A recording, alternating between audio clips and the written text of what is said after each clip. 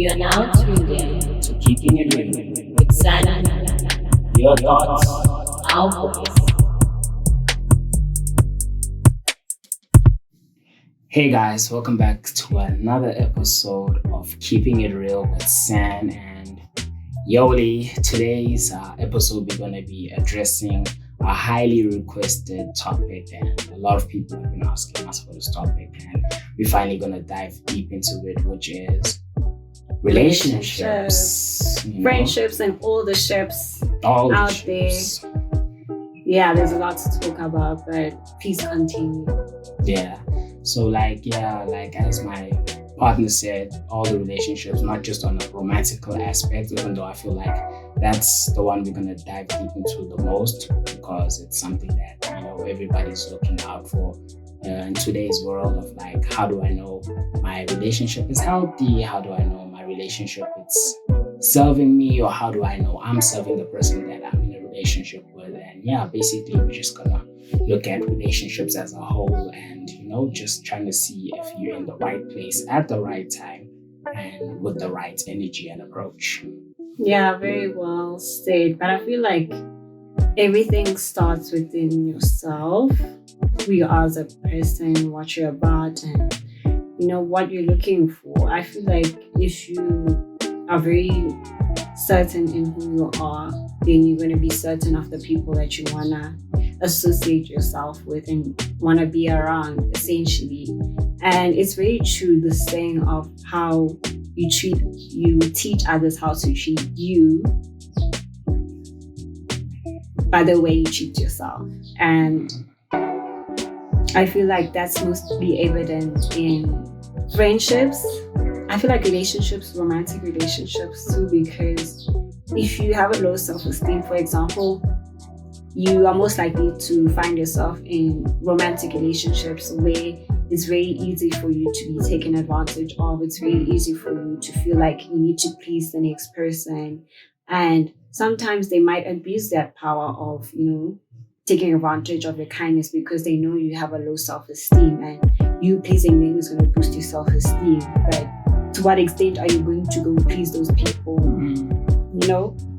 That is true. And I'm just going to take it back a little bit, because I like what you said in the beginning, that it all starts with you as an individual, and like, how do you carry yourself? How do you perceive yourself? Because that also filters out into how you interact with the people around you.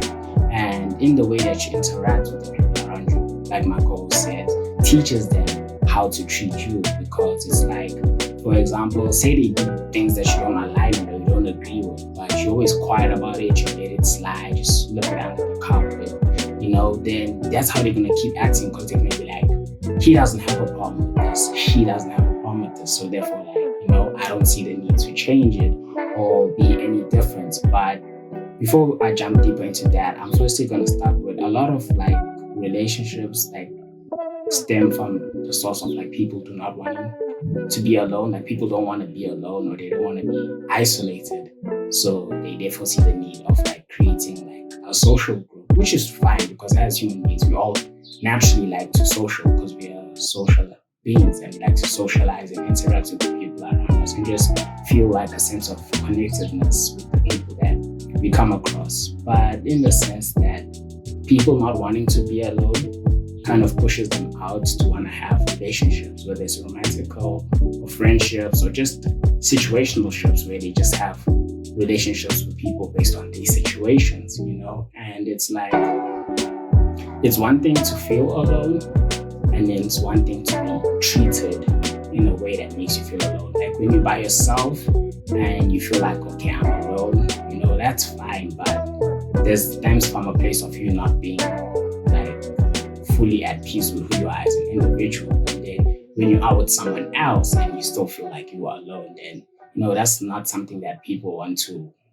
feel in their presence with another being. Because some people can be like, oh, this person makes me feel alone. Like, they feel like I'm invisible. Like, they feel like I'm not validated, I'm not important. And it's very important to understand when you are feeling alone and when someone else is making you felt alone. Because that also does to a degree affect the way that you see yourself, because you feel like you're not important important when another person is not acknowledging you in their presence or in their environment. I feel like that goes back to my point of low self-esteem, because that lack of confidence comes from you not wanting to be alone, for example. And because of that, you are now seeking relationships from a standpoint of it's gonna make you feel better if you're around people and have relationships with people, even though those people might not necessarily align with who you are or what it is you're trying to achieve out of that relationship specifically. And I can admit that I used to be that person. I feel like I still am, but I'm working on it, where initially, like, I would really struggle with forming relationships, like friendships to be specific, with the agenda of I don't want to be alone, because it's not really nice to be alone, and because you do want people or someone to talk to, like that social human interaction, like you really do want it. Because me personally, like, even though I'm introverted, but I do enjoy conversations with people, and friendships specifically, like I do seek that, but at what cost? And I felt like the cost that I was paying was just too high, in the sense that I had to adapt to different like environments with different people, where I had to accommodate them by being like a certain person that I wasn't, to please them and to kind of maintain that friendship or relationship that I was having with those people. And time went by where I just felt like very unfulfilled, like drained, to be specific, because I was pleasing people, and in return of pleasing people, I got their company. Like, you know, I could call them my friends and they could call me their friend, even though I wasn't feeling like I was staying true to myself. And it just got to a point where I had to reevaluate those relationships and really think about what's best for me, and whether or not I'm staying true to myself in the process. And I feel like I wasn't at the time. And so I had to end those relationships because it wasn't serving me. I wasn't who I wanted to be, or who I am rather. And you know, you eventually find yourself back to square one, where you're alone again, where you're kind of content in who you are as a person. And sometimes that's probably the best thing for you to do at that point in time, until you come across people who share similarities with you, who are aligned to you and what you're about. And I feel like that's the stage I'm at in my life, where I've basically cut off a lot of relationships, and I'm not technically, but I'm kind of by myself, where I just kind of stick to myself most of the time, and until I get to a place where I attract people, the right people in my life that will grow me as a person. I feel like that's something you should be mindful to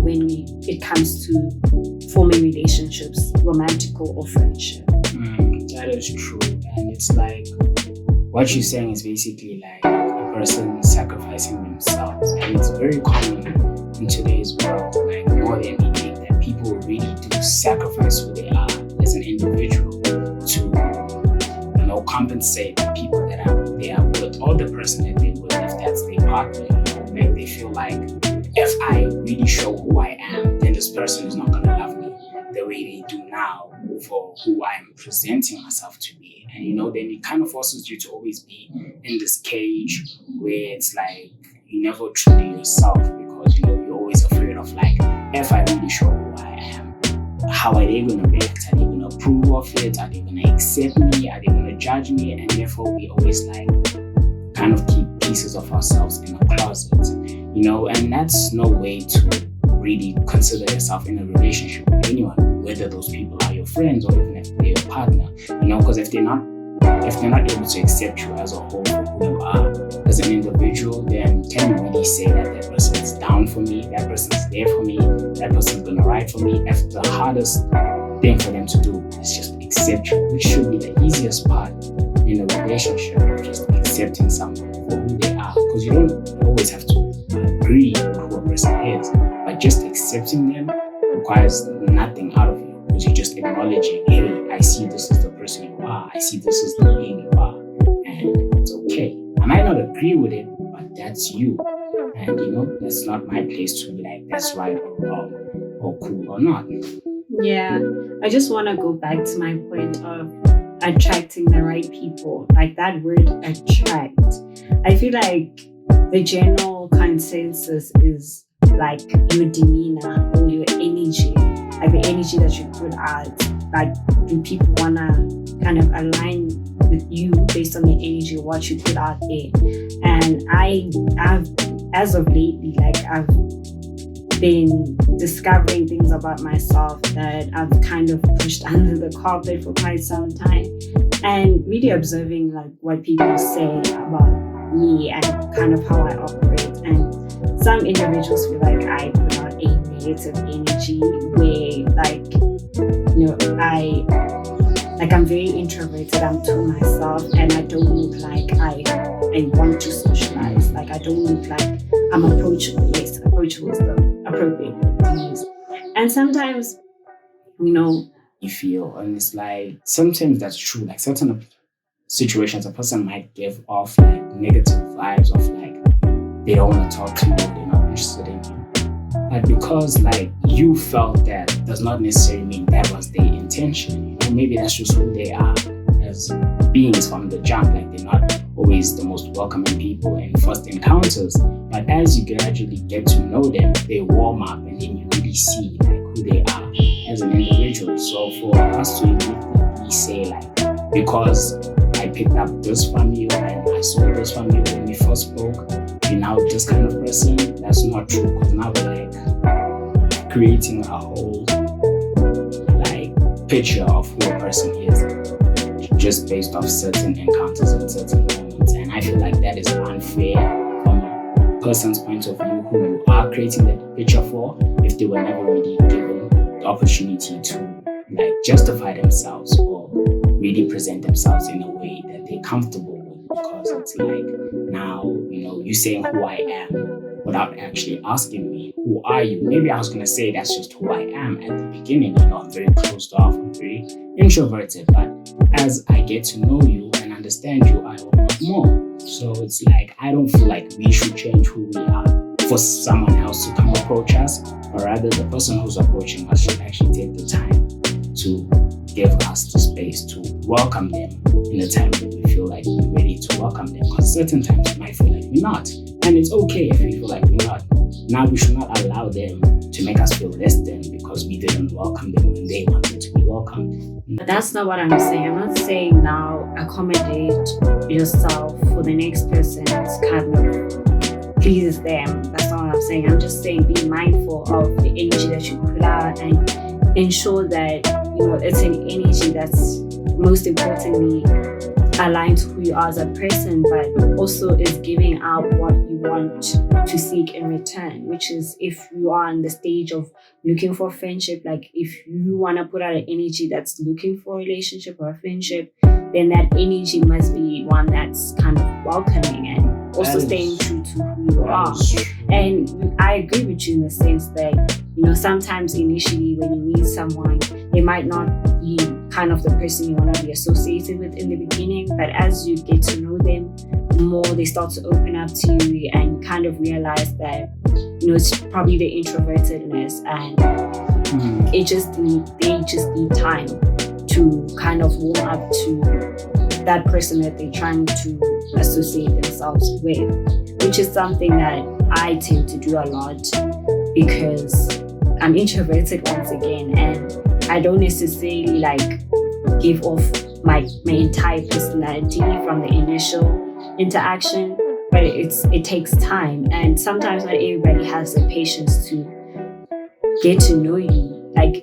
Off that first impression that they get from you, they can decide, like my co said, whether or not they want to continue this conversation or this relationship or not. And sometimes people do that, sometimes people don't.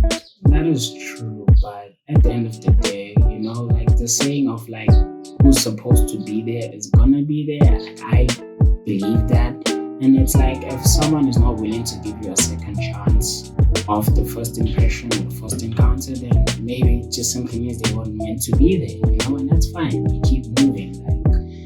It's not the end of the world if someone is not willing to give you the opportunity to, accept them. Because, like even with me, I told you how in the beginning, like you didn't give off the most welcoming, like energy and encounter, but I didn't immediately close off, like, that's not the person I want to associate with, that's not the person I want to, like, talk to or have a relationship with, in a friendship aspect at the time, I still was there, still very much present, and as we spoke more and like were more around each other, we started warming up, which is going back to what I said initially. Some people have a different way of behaving in certain encounters and first impressions and encounters. So you always need to be mindful of that before we label someone based off what we experienced the first time around. Yeah, so do let us know, guys, in the comments below, what kind of person are you? What energy do you give off when you initially meet someone, and how does that work for you? But let's move on quickly to flags, because I feel like that word is overly used when we're talking about relationships, whether it's red flags, green flags, rainbow flags, whatever flags you want to use, those flags. But let's just stick to the basic red and green flags. What are your flags for friendships, or just people in general that want to befriend you? You want to befriend them. What are your flags? Red flags. Oh, me? Yes, you. I thought you were asking the audience. For me, yes, and the audience. Really we are asking you guys. Also comment below. Sorry to interrupt you. What are your flags? I don't really have green flags, red flags. I honestly don't believe in flags. I just believe in how a person is, in me, experiencing the energy, experiencing who they are as an individual. Because, like I said, certain first encounters are not always the best. Some of the people that I'm friends with now didn't immediately stem off us just being friendly with each other. Sometimes we were maybe disrespectful to each other. Maybe we gave off the worst energies possible to each other. Sometimes you might have even sworn at each other. But then as time goes by and you really are more involved with someone, you really see that, hey, if you really get past all of this, we actually very much are alike, and we can align in a lot of ways, So for me, when I am building my relationships with people, whether it's friendships or a romantic partner, I just take the time to really see who you are as an individual and how you treat me, and just kind of work off that, because everybody's way of treating you or approaching you can be different. So I feel you cannot have a one size fits all, because if you say this red flag is an ultimate red flag, and then you take it to this person, the next person, the person after that, and they all now labeled red flags because of one specific aspect of themselves, then you're really limiting to what they could be or the potential that they have to impact you in your life in the future and in the long run. So for me, I don't believe necessarily in red flags and green flags, but I just try to be present in my interactions with someone and just give them the time to really sell themselves to me, while I also sell myself to them, and just build off that. And if we don't agree at some point in time, then we don't agree, and maybe that's the time where we might need to call it quits or separate, and So I feel the most important thing when encountering someone is to just be present and really analyze them from an open-minded perspective, and don't be boxed in by this is what I accept, this is what I don't accept, and just leave it at that, because relationships do require a lot of compromising. You gotta compromise for your friends, you also gotta compromise for your partner. Yeah, well, I feel that's debatable. English. It's very debatable, because red flags and green flags, or whatever flags you want to use, I feel they're another word for boundaries. Boundaries you kind of set for yourself and the interactions you have with other people. So my red flags would be dishonesty. If you're being someone who you're not, then that's a red flag for me. But I'm not going to just kind of cut off someone or people based on one or two red flags. It's I observe them, and I feel out of that interaction, I could count maybe 4 or 5 red flags, then no, I'm sorry. Like, I can't align myself with you. If I feel like you're not staying true to yourself, for example, or you kind of, I don't know, a gossip maybe, for example, then, I just can't align myself with you. Like, just those observations that I make of you as a person, and not only like on a one-time like basis, like maybe you interact twice or three times, and like over those interactions, I feel like consistently you are displaying those red flags, then I'm good. Like, we can just end it there. And then the green flags would obviously being someone who stays true to themselves, somebody, like, you can be extroverted, like you don't have to be exactly like me, which I feel like is the common like mistake people make when looking or entering in friendships or relationships. They look for people who are exactly like them, and everyone's different. Not everyone's going to be exactly like you. Like, some people you might befriend or have been in a relationship with might be opposite to you, but opposites attract, so don't like discard those people who are not like kind of on your level or share the same personality type, but rather observe them for who they are and whether or not that kind of aligns with who you are as well. Yeah, that's true. And going back to like why I necessarily say that I don't like to approach things with a red flag and a green flag is because it kind of goes back to what you said of like the way you treat people also comes back to how they're going to treat you, and also like the energy you put out goes back to how the energy you receive is going to be like given. And it's like, like I don't want someone who firstly comes across me for the very first time to immediately start red flagging me, green flagging me, red flagging me, green flagging me without actually taking the time to know me, understand me. So that's why I feel like it's better to just be present with someone and see, like, as time goes, like what you do agree with, what you don't agree with.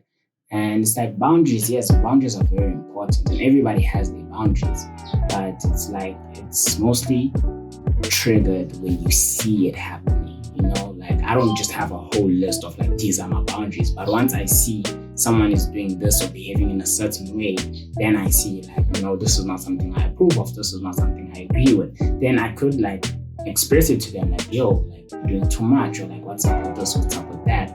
Or at certain times I might just feel like, that's it. Cut them off or draw the line. It's game over. And it's like boundaries are different for everybody, and everybody has their own ways of like approaching a way of implementing those boundaries. So yeah, that's just how I approach it. People might not agree with it, you might not agree with it, and it's perfectly fine, as I might not agree with certain people's ways of implementing their boundaries. And at the end of the day, we're all individuals, so we all have different ways of approaching things and perceiving things. Yeah, I used to be someone who didn't have a lot of boundaries. Like, I was just like you, very welcoming of anyone and everybody, like giving them a chance, even though like there were signs where like I could have noticed and paid attention to, but I didn't, because I wanted to give them a benefit of the doubt. I didn't want to just judge them based off initial like interactions, like be like understanding like you are. But I mean, it just got to a point where that was not working for me, because I just kept aligning myself with people who were not compatible to me. Beliefs were not the same, and the purpose that or my intention for those specific relationships were not what I'm looking for. And I feel like boundaries for me do help me and serve me, because it protects me like from making like bad decisions and associating myself with like people who aren't good for me. And I feel like that works for me, and I feel like not everybody's the same. Some people are disciplined in the fact that they might not have red flags and green flags to kind of guide them or kind of indicate to them the certain boundaries that people mustn't cross, for them to be like, no, like I'm calling it quits, yeah. But other people like myself are not that disciplined in terms of like these are my boundaries and I'm gonna just observe. So like I kind of need indicators that show me that okay, these are my boundaries, and if people cross those boundaries, then that's it. I feel like that's like what you said is so true, and I feel like that's actually what I was about to say once you were done speaking, is that boundaries and red flags, green flags are kind of like indicators for people. Like, you know, they flash a light like, no, this is wrong, or they flash a light like, this is good, you know? And for me, it's like, I don't need that. I don't need something that's gonna flash it's good or it's bad, because I can pick it up on my own. So that's why I don't implement the whole red flag, green flags like stigma, because I can pick up on things that I do not agree on for myself. And for the most part, it's been working very well. You know, the people I have in my life, I'm very like happy and content with those people that I have. And you know, I'm really not, I don't, but I'm really like attracting negative people. For the most part, the people that I have in my life are positive and just, you know, coming in with good intentions. So I think it also, another thing that helps me not have red flags, green flags, is to the degree, the energy that I put out into the universe and to the people that I interact with, you know, it's reciprocated. Yeah.